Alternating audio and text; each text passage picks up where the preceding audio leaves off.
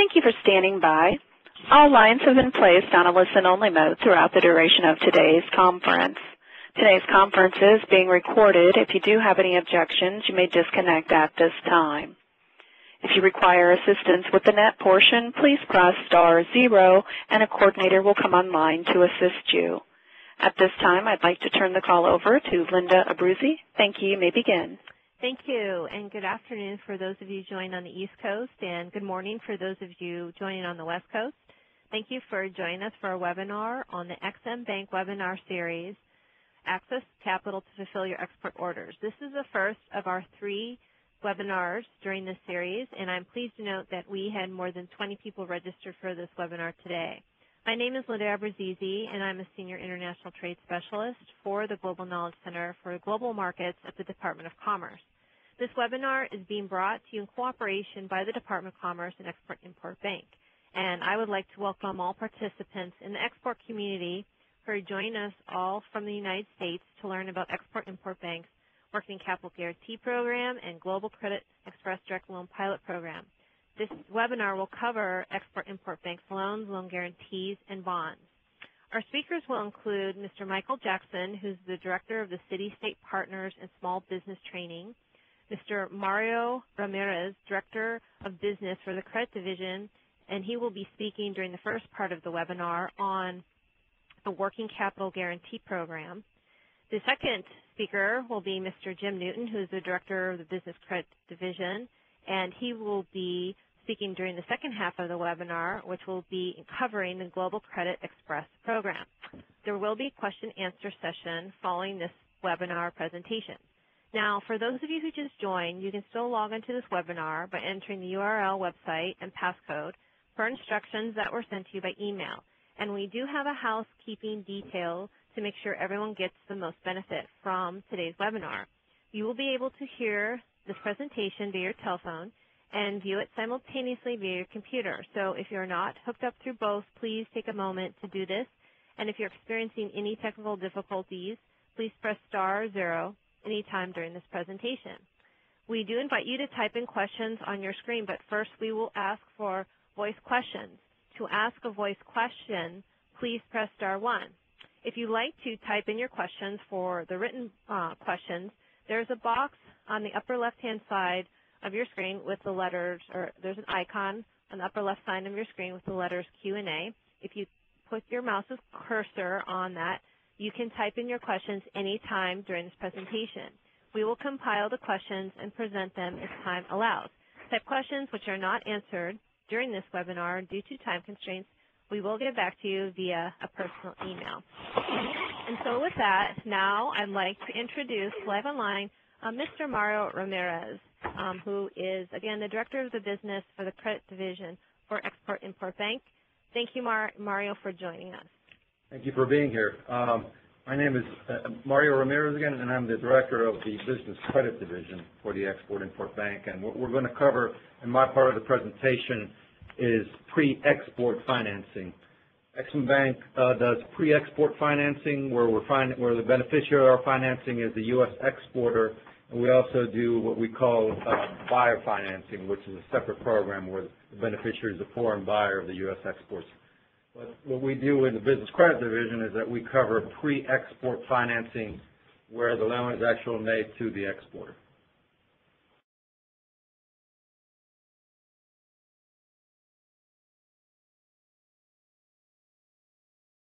Next slide. Next slide. What we cover is 90% of principal and interest for export-related inventory and accounts receivable. And we also cover certain liquidation costs.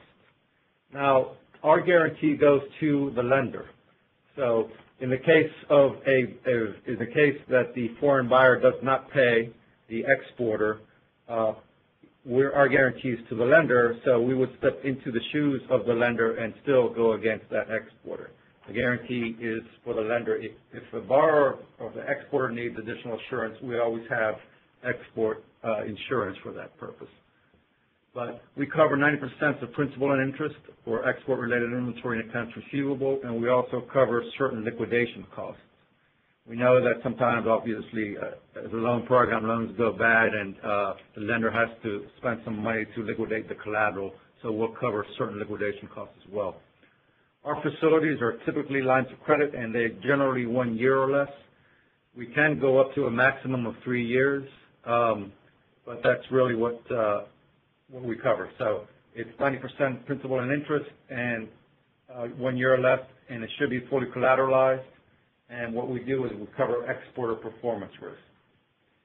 We have 3 types of facilities: lines of credit, a transaction-specific, where you're financing one contract; a transaction-specific revolving facility, where multiple contracts are financed under the line. More common, though, is a revolving facility, where the company has hundreds of sales or thousands of sales, and we're covering all those transactions. And then, again, those can go up to a maximum period of 3 years. After that, it's considered a long-term program, so that's why we have the 3-year maximum.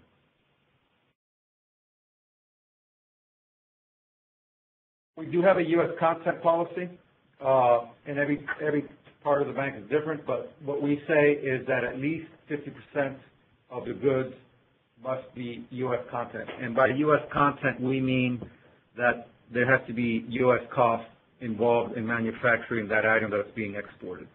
So that could include material, labor, overhead. So those kind of costs are what we look for in U.S. content. So if you have an export that has 55% U.S. content, then we can finance the whole amount. If that export has less than 50% U.S. content, then we can only finance the amount up to the U.S. content percentage. We do have a requirement that the exports must be manufactured and shipped from the United States. And that ties back, again, to the export content. Oftentimes these days, products are engineered in the United States and then they're sent overseas for final manufacture. That doesn't really work for us. The final product must be manufactured and shipped from the U.S.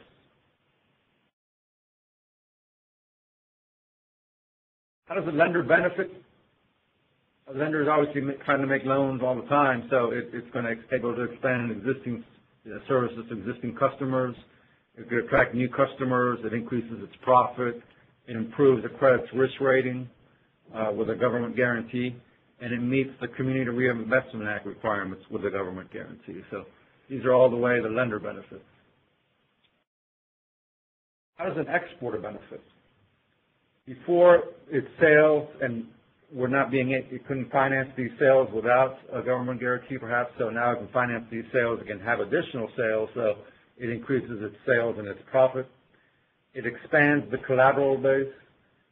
One of the main differences that we have is that we finance work in process, so you can finance export-related inventory, including work in process. You can support standby letters of credit and bid and performance bonds for those, and you can finance export-related accounts receivable. So those are all the way the exporter benefits from using our program. This slide shows you a borrowing base with an Ex-Im Bank guarantee and without an Ex-Im Bank guarantee. Now, as I mentioned, these are lines of credit and they're asset-based lines of credit. So the exporter, the borrower, always on a monthly basis has to produce a borrowing base that should show adequate collateral coverage for the advances. This is a typical borrowing base with and without.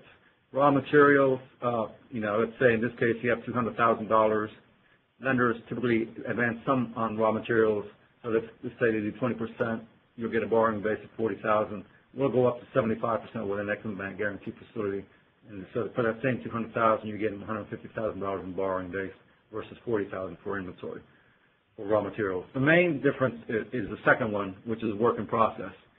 We know that work in process is difficult to liquidate, and lenders typically don't add any value or they don't advance at all on work in process. We realize that that's a key component of having your exporter, a good exporter. So we'll go up to 75%. So in this case, you'll get $150,000 of availability versus zero for a typical domestic line. A finished good, obviously that's a little easier to sell, so lenders do typically feel comfortable lending against that. In case up here, let's say they do 50%, again, we'll go up to 75% on that. So just under the inventory portion alone, you can see the greater availability that you have with an Ex-Im Bank guaranteed facility. Going down a little bit further, accounts receivable, foreign accounts receivable, lenders don't like that because they don't like the foreign payment risk. We'll go up to 9% on that. So for $400,000 of accounts receivable, we can lend up to $360,000. Sometimes if that account receivable is backed by an LC, a lender will feel comfortable with it, and they may advance 70%. Again, we'll do 90% on LC-backed AR. So at the end of the day, without an Exim Bank guarantee, you have $760,000 available. With an Exim Bank guarantee, that moves up to $1.6 million. So, I mean, I think just on the slide, you can see how the exporter would benefit by getting all that additional availability. What kind of sectors do we support? Just about everything. Here, this is a description of things we've done in the past: frozen foods, electrical instruments, lumber, medical equipment. There are really no sectors that we don't support except military. Military is very problematic for us unless it has a dual use. So we shy away from military due to our charter. But any other sector we really support all across the country. So we like basic oil industries. Types of exporters: manufacturers, we do trading companies, wholesale distributors, we've done service companies such as engineering companies, so really all types of exporters.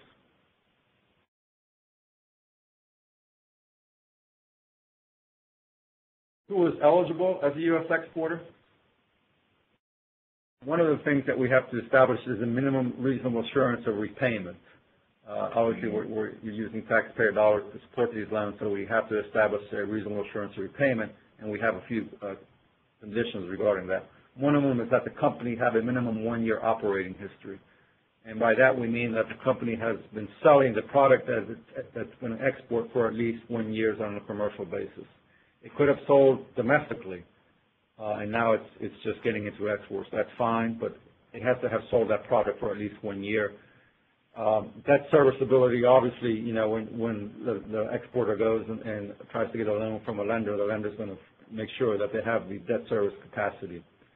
Adequately capitalized relative to the requested loan amount. Again, if the company is not very capitalized, they're probably not going to qualify for a large loan. So that again it's a lender decision, and it's basically based on their underwriting. To be eligible, you have to have business operations here in the U.S. That ties back to the U.S. content requirement. And then you can also be an indirect exporter. An indirect exporter is where a company, let's say in New York, sells to another company in Florida, and that company in Florida is exporting that product. Since that product is ultimately getting exported, that qualifies for us as an eligible export. And you can use up to 100% of the line for these indirect exports. Some of the profiles that we see, we see all types of companies, large and small. We do see borrowers with this profile where they have tight liquidity, negative cash flow, losses or erratic earnings, minimal net worth, and short operating histories, large contract in relation to their balance sheets. This is where a lender is going to step in and say, look, I've been banking this company for a while. I feel confident in their ability to perform, so we'll take on that large contract risk. And they obviously need work in process financing. They have a collateral shortfall. So while we see good and bad, strong and weak borrowers, this is not unusual for us. What's our financing used for? It can be used to support labor, materials, and overhead. It could be used to support letters of credit, bid and performance bonds. To a minimal extent, it can be used for warranties and retainages, since these are really more post-export product. We're limited in what we can do there. And you can also use our financing to pay off existing lines. For letters of credit, typically lenders will say, okay, we'll issue you a letter of credit, but we want 100% collateral on that. For standby letters of credit, we'll actually say we don't need 100% collateral. You can go down to 25%, and on a case-by-case basis, even as low as 10%. If you're doing a letter, if you're issuing standby letters of credit underneath our facilities, the term of those standby letters of credit should not exceed the line of credit that it's being issued under. For warranty letters of credit, we do have conditions attached to that. One of them is that the lender has extended other credit besides the Exim Bank guaranteed facility. In the case of warranty letters of credit, this should all be 100% collateralized with 25% of that in cash, and the maximum the limiting factor is it's up to 20% of the loan amount or $1.5 million. And again, the term could not exceed the loan term. So these are all the types of letters of credit that we support underneath our facilities. And we do have facilities that are just used solely for the issuance of standby letters of credit. When a lender is looking to pay off an existing line, we want to make sure that they're not lending into a distressed situation. So we want to look at the borrower's financial condition. We want to look at the projections, make sure that there's sufficient collateral there, and make sure that there's a need for Ex-Im Bank. That's what we call additionality. There's got to be a need for the lender to use Ex-Im Bank. We're not here to compete with the private sector, so if they're using an Ex-Im Bank guarantee, there has to be a good reason for it. It's usually because the lender is unwilling to take the foreign repayment risk. All of these require our Ex-Im Bank prior approval, so when a lender is looking at paying off an existing line, they need to come to Ex-Im Bank for prior approval to do that. Some of the restrictions we have on the use of funds. You can't really support the facility unless you have export orders. That's how we tie back that there's an actual export occurring. For revolving lines of credit, we don't want just inventory-only facilities. So for revolving lines of credit, we say that no more than 60% of it should be based off of inventory. You cannot use our facility to purchase fixed assets. You can't use it for military exports.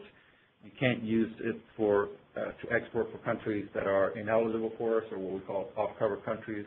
And you can't use our facility for any type of acquisition. So it's really to support trading assets. That's the use of our funds. And again, it's export-related accounts receivable and inventory. We'll go into a little later of what's eligible collateral, but inventory and accounts receivable is what's eligible for us.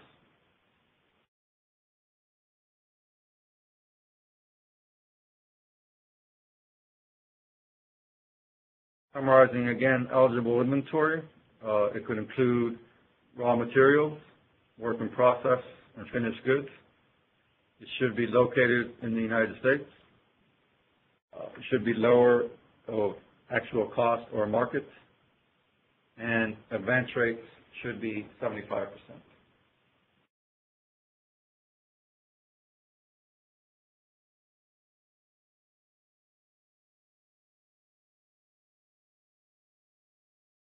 This is the type of inventory financing that we do, which may differ from what a lender does, again, on their domestic end. But I think we're here to take a little higher risk and able to support our exporters. So these are the advance rates that we have for inventory. Accounts receivable, we go up to 90% advance rate. If they're 60 days past due, then you remove them. Unless they're insured, then you go up to 90 days. The sales terms for accounts receivable should not exceed 180 days. Retainage accounts receivable, this is where it's the last payment. We can do some of that, but their advance rates are 25%. Often these days you have accounts receivable due and payable outside of the U.S. The key to this is that the lender has a lien on those accounts receivable. But in the case where they're paid outside of the U.S., we can only go up to 70%. Usually receivables are due and payable in U.S. dollars, but oftentimes we'll get a request to do other currencies, and we can approve that. The borrower and the lender just have to hedge that foreign currency exposure. So these are all the ways that we support eligible accounts receivable. What's not eligible? Intracompany receivables, receivables from military organizations, receivables from prohibited countries, and you cannot advance on a letter of credit until those goods are shipped. So these are all the ineligible exporter accounts receivable. All of these are, stipulated in the borrower agreement and those kind of documents. So, we also finance service companies where we have disbursements against contract-related costs. In this case, the contract and proceeds are assigned to the lender, and the requirements that we have is 3 years audited or reviewed financial statements, and their demonstrated ability to perform. The service company has had to have done this type of work before. In terms of sale, what's acceptable? You really have to look at the country limitation schedule. Each country has an acceptable terms of sale, so that's what guides what for us is an eligible export. If it's open, let's say most of Western Europe, then any of these terms of sale would be acceptable: cash payment, irrevocable letter of credit, insured with us or without us, documentary collections. All of those will be considered acceptable terms of sale. So really look at the country limitation schedule and guide yourself with that, because each country has, again, an acceptable terms of sale. What are the fees that we have for this program? We really don't get involved in the interest rate. That's something that's set by the lender. But we do charge a facility fee, and it's based on the loan amount. So the facility fee is 1.75% of the loan amount, or if a borrower is a highly rated credit and they meet certain requirements, certain ratios, then that goes down to 1.25%.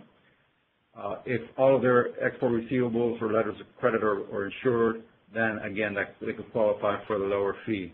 So that's the fee that we have. Those are the facility fees. There's also a $100 application fee, and sometimes if an exporter can't find a lender, it sends us a preliminary commitment with a $500 fee, and we'll try to find a lender for that exporter. 90% of our transactions are done through delegated authority lenders, and delegated authority lenders typically do any kind of transaction from large to small. They're not limited to the dollar amounts or the size. Obviously, there's SBA has a program there, so a lot of lenders will go first to the SBA if they're not very familiar with the Ex-Im Bank program. So we work in conjunction with those. Our delegated lenders, again, do all types and all sizes of loans. This shows you the history of our program dating back to 2003. We peaked in 2012 when we had $3.2 billion of authorizations. Last year, 2013, we're a little bit down, and I think that's just maybe the markets are getting a little more mature, and maybe they're doing things without Ex-Im Bank or with insurance, and that's fine, obviously. But we expect to be in about the $3 billion, $2.82 billion range for next year as well. So that concludes my part of the program. I'll have Jim Newton get into Global Credit Express, and after that, we'll take questions. Thank you, Mario. This is Jim Newton, also director with the Business Credit Division of Ex-Im Bank here in Washington, D.C. And I also serve as the team lead for the Global Credit Express Direct Loan Program. It is a pilot program. We are still fine-tuning it. We've now had it in place for going on 2 years and have had good success, both involving our originators for the program. Those are banks that work with Ex-Im, as well as our registered insurance brokers and some of our city-state partners. And we're now involving as well members of the Department of Commerce through the Manufacturing Extension Partnership and the Minority Business Development Centers. So we are expanding the base or referrals to the Global Credit Express program. In all cases, with all of our programs at Ex-Im Bank, we rely on the involvement of our partners, our business partners, to assist us in identifying client companies across the country, small business exporters in this case, that need Ex-Im's assistance, and we greatly appreciate their involvement in that of, in particular in this case, of the Department of Commerce and their organizations.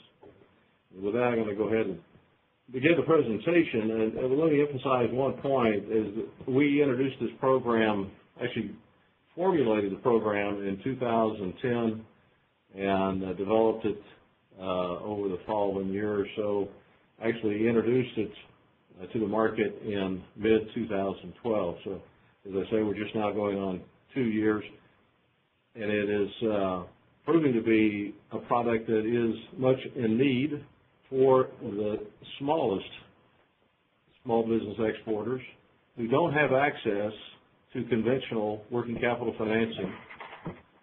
And I say that as it relates to those companies that will likely gain access to working capital through lenders utilizing Ex-Im's Working Capital Guarantee Program or possibly SBA's Working Capital Guarantee Program.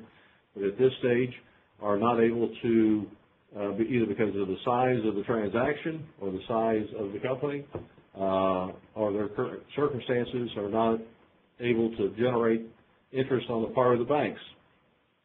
But it's safe to say that coming out of the financial crisis, there was a general shortage of working capital for small business, especially in the export arena, and that was part of the genesis of this program, was to be able to address those small business exporters who were coming up short and being able to continue to build on their export base, and we certainly wanted to be able to encourage that.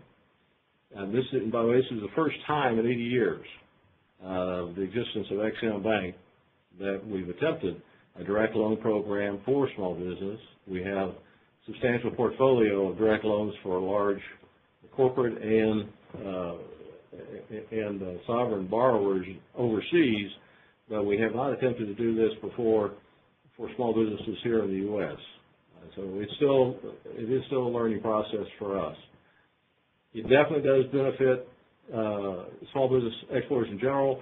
It is geared to small business manufacturers, to trading companies, to service companies, and it is done on a little bit more generic basis than what you had just heard from Mario. In fact, I'll try and point out some of the distinctions as we go along here. But basically, as I say, we've seen a proven need for this type of financing, and we want to continue to meet that until the banks are able to step in and assume that direct relationship. We continue to the next. As compared to the Working Capital Guarantee Program, the Global Credit Express program does not require a borrowing base for individual advances. We do not take an assignable letter of credit or require a lockbox collection in most cases. We have utilized it in some where it was appropriate. And the line of credit can be a relatively small amount. I'd say realistically, we've made loans down to $50,000. To me, it becomes a little bit less than economic under $100,000. And I'll explain why here in a minute as far as the fee structure. But we do not really limit the lower size of the transaction, but the maximum amount available is $500,000 per borrower under this program. We will actually take a second lien position within this program. In the case of the Working Capital Guarantee, it's a specific priority interest in export-related assets, especially where there is an existing lender. In this case, we will actually come out on a second lien basis behind an existing domestic lender who has otherwise chosen not to lend against the export assets. What we're keying off of is the exporter's past payment history, and we look at that in terms of a FICO Small Business Scoring Service score to determine how they have handled their past payment experience, and also we look at what has been their management of their foreign receivable terms and collections to determine how well they have handled their export sales up to the time that they make their request for our financing. Let me go ahead to the next screen. This is a profile of the borrowers who have utilized the program thus far. We actually have some that have exceeded that upper revenue range, but for the most part, they realistically are $1 to $10 million. In fact, most are within a $1 to $5 million revenue range. And as I mentioned, they include manufacturing concerns, and some who are involved with large capital equipment for a single sale, or where it requires a lot of front-end working capital to be able to make it happen. Because that's really the key support we're providing here is pre-shipment working capital financing, but it can be utilized as well for post-shipment export financing for receivable carry to collection. But the key, as we look at it, is providing that upfront capital to be able to get the product or service delivered into the export market. So that's why we are, in fact, working with a lot of service, wholesaling, and trading operations, because in a lot of cases they don't necessarily have the front-end assets to be able to meet the borrowing base requirements that we may have within our Working Capital Guarantee Program. High-tech firms have been a significant player as well, or user of the program, largely because they are in an early stage of development and have not yet attracted bank capital, but need assistance in many cases in building their export base even before they build their domestic sales base. Then, as Mario pointed out, as is the case with the Working Capital Guarantee Program, we also can support the issuance of standby LCs as performance or front-end payment bonds. It's a little bit more expensive in this scenario because you literally have to borrow the money to then utilize it as cash collateral to support the issuance of that standby by a third-party institution. We Ex-Im Bank, are not in the business of issuing letters of credit. We'd entertained it at one time, but have not done that. So it would actually need to be a borrowing to support that cash collateral by a third-party issuer. And then finally, working with a lot of companies, we want to encourage to be able to transition from cash in advance payments, literally getting the money up front from their foreign buyer to be able to build the product. That's becoming less and less available, especially in Western Europe and now in Asia, so that we can encourage our exporters to be able to offer open account terms, potentially using export credit insurance or other providers of export credit insurance, so that they can become more competitive in their foreign sales. Go ahead to the next slide. This is an example of a company we worked with at the end of this last calendar year, who happens to be a company up in Washington State, was referred to us by our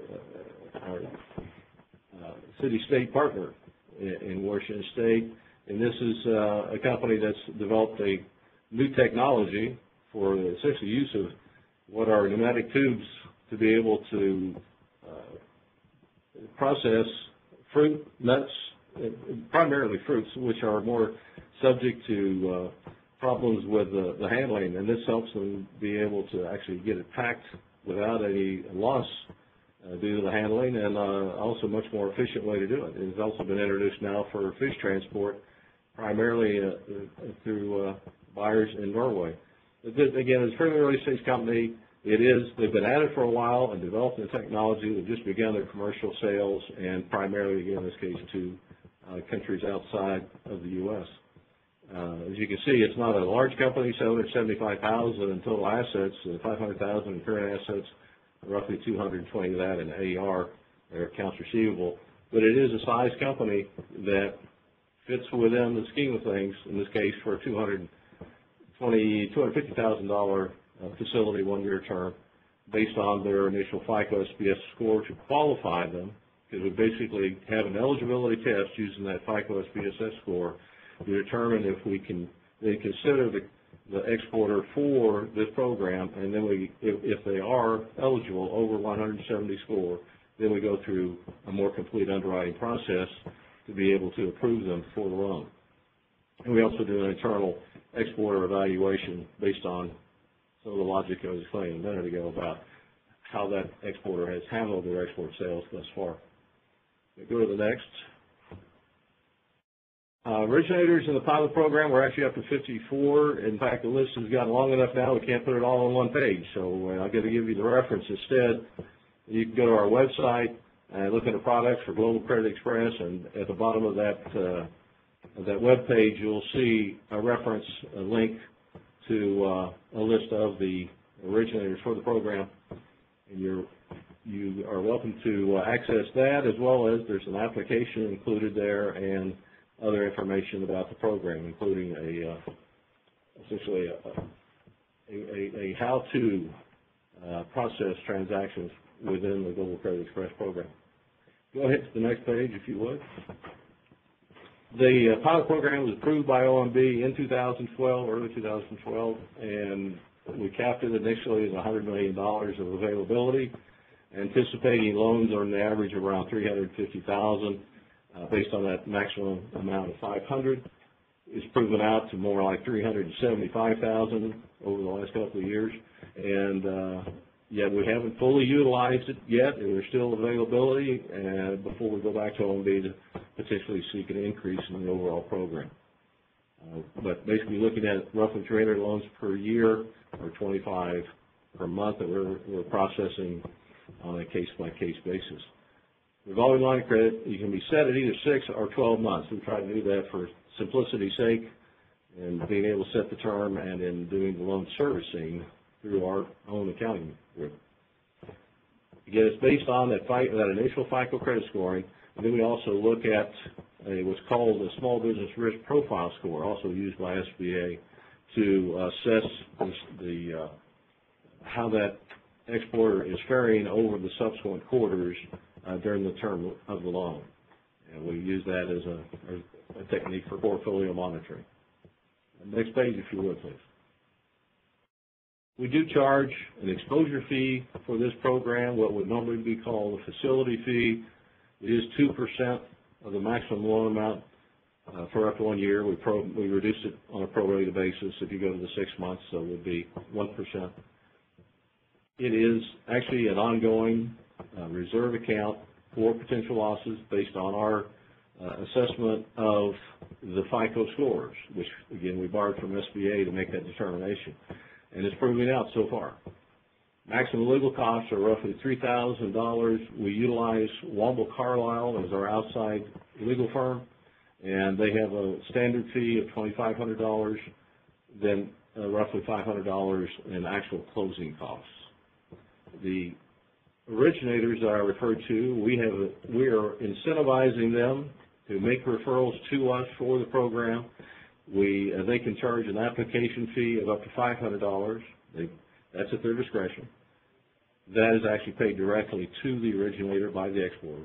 Then also a referral fee of up to $2,000 that is paid to the originator from the initial advances under the loan. So you can almost look at it like a success fee.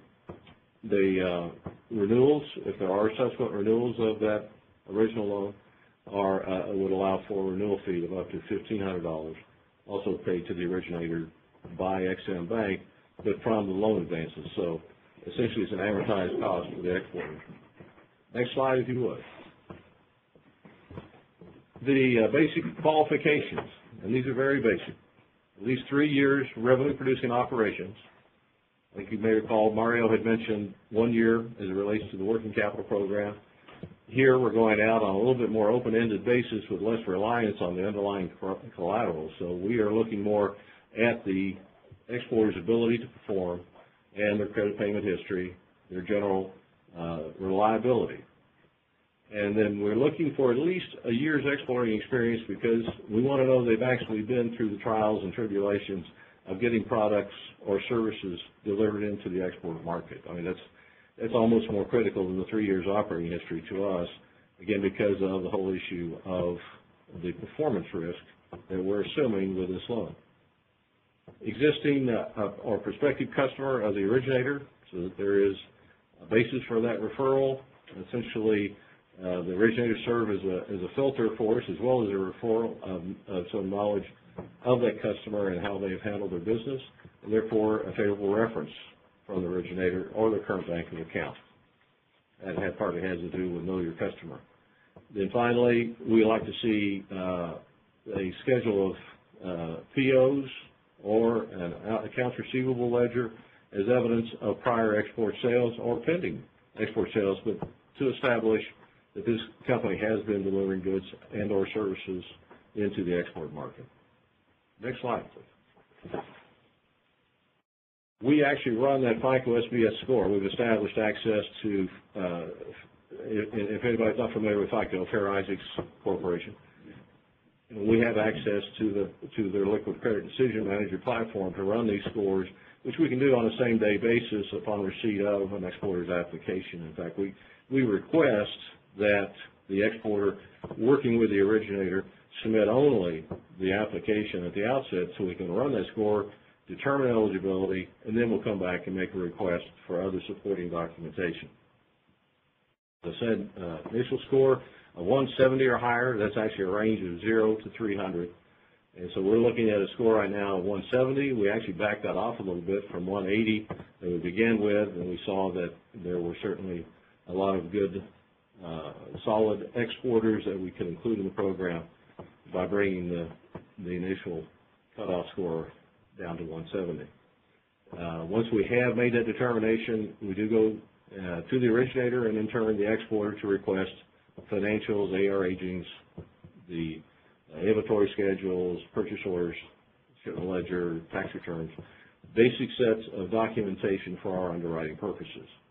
We're actually looking at that in terms of the consistency with the FICO score that we see coming from the information that's drawn from D&B and from, we happen to use TransUnion for personal credit scores, because that FICO score is made up of the payment history of the principals of that company and the payment history of the company. It's actually weighted 70% relative to the individuals, 20% as it relates to the business, 10% on some various information coming off of the application.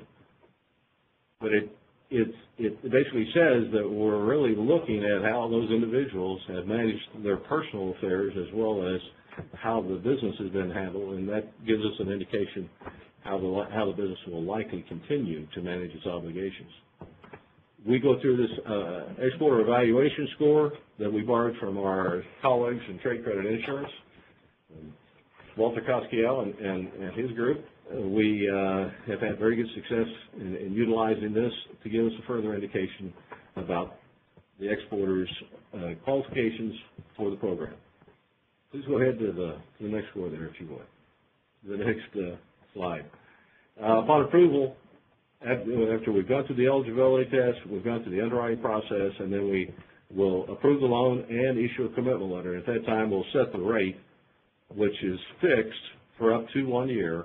We use what's called the commercial interest reference rate that we borrow from our larger lending efforts overseas. It's something we do under the OECD guidelines, if that's familiar. And we will set it at the serve rate, 1 to 5 years, plus 3.25%. At the time I made this slide, a little while ago, I apologize, I need to update that, it was at 5.03%. We give an indication of how little it varies. It's currently at 5.07%, so it's gone up 4 basis points over the last 3 months. It's actually reset at the middle of each month. And then we set the note basically at either the 6 or 12 months, single maturity of principal with the interest paid monthly in arrears. The commitment letter to be reviewed by the exporter and the originator to determine if those are acceptable terms and conditions, and if signed and accepted and returned, then we refer that on to Womble Carlisle, his outside counsel, to commence the documentation process. Go ahead to the next. I think we're doing pretty good time-wise here. I'll try and wrap it up here momentarily so we still have some time for questions.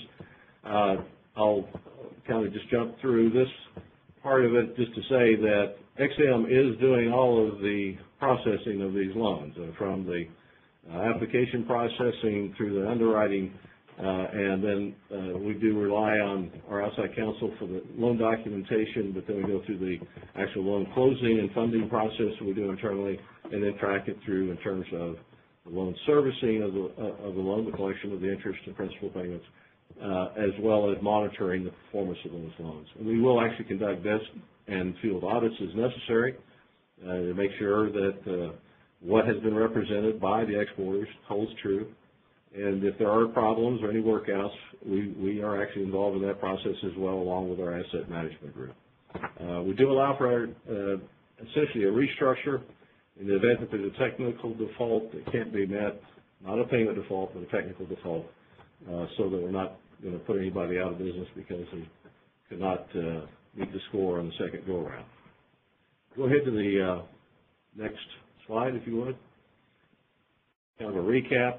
Final loan decision is made within 5 business days of a complete application. That's critical. We've got to have all the information in hand to do the underwriting. Once we have that, then we'll proceed, and we'll try and get a response back to you within 5 business days. Loan proceeds for any type of export-related activities, company-prepared financials are acceptable as long as we can match them up against the tax returns. XM obtains first or second lien position, allowing for an existing domestic lender, and any principal owning over 20% will need to guarantee the facility. Finally, maximum loan amount, we determine that based on either 50% of eligible POs or export sales in terms of past AR ledger, or it's the lesser of 90% of net current assets, which is a liquidity test based on current assets minus secured short-term liabilities, to say bank debt or any other secured short-term debt. And with that, I'm going to turn it over to Michael. I believe, let me see, we have one word, the next slide, if you would. There it is, questions.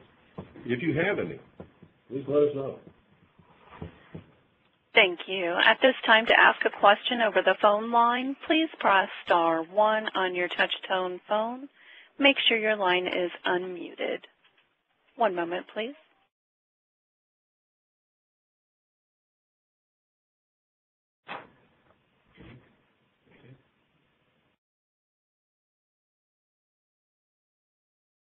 While we're waiting for the first question, voice question, I do have a written question, looks like from Laura Atello, and I'm just going to say it as it is written. It says, do you support rough diamond trade in your financing?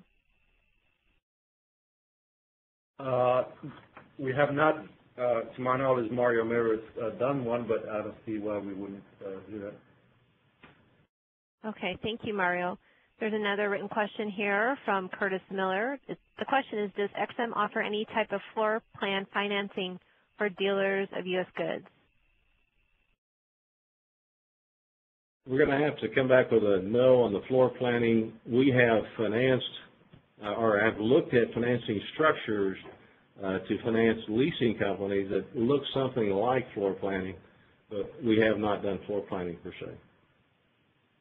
Okay, thank you very much, Jim. And once again, if you have a voice question, please press *1. At this time, I'm showing no questions over the phone lines. Okay, well then with that, I'll turn it over now to Mr. Michael Jackson, and he has a few things to say as well. Thank you, Linda, and thank you all for joining the webinar this afternoon. I just wanted to, Linda, can you switch? Thank you. I just wanted to quickly mention that although Jim and Mario are our subject matter experts here at headquarters, we have a cadre of trade finance professionals spread throughout the country, located strategically in 12 regional offices that are available and at your disposal within your communities for questions, for direct assistance. If you are in need of any of our programs, from the GCE to our working capital to any of the programs that we offer, I would encourage you to contact one of our regional offices that are located in your area. In the next slide. There are a number of ways that you can contact them. This phone number, 1-800-565-3946, which is actually 1-800-565-XM. If you press 2, no matter where you are in the country, that will automatically get you to your closest XM Bank regional office. And then, of course, there's our website at xm.gov. We have a small business portal with lots of great information regarding our programs in support of small business. And you'll also find there direct contacts for each of the regional directors throughout the country. With that, I just want to finally say thank you all again for joining the webinar. Thank you to the Department of Commerce, specifically Linda and her team, for working with us and putting on this great series. And we look forward to the next one. Linda, I'll turn it over to you. Thank you very much, Michael. And yes, everyone, thank you very much for joining us. If there are no more questions, we will conclude this webinar. Remember, please note the contact information on your screen is very important. And also, as Michael had just mentioned, we are doing a webinar series. This one is the first of 3. The second one is it refers to extend credit and get paid for your exports, and that will be held on June 10th this year from 1 to 2 p.m. And please check www.export.gov for more information on this webinar series, as well as others that the Department of Commerce puts on. So with that, I'd like to thank, of course, our main speakers. Thank you, Mr. Mario Ramirez. Thank you, Mr. Jim Newton. And, of course, Mr. Michael Jackson. Thank you. It's always good working with you. And thanks also to our participants. We wouldn't be here without you guys, so thank you very much. And please check your email boxes for more information on our upcoming webinars. Thank you and goodbye. Thank you. Thank you. That does conclude today's conference. Thank you for your participation. You may now disconnect from the audio portion.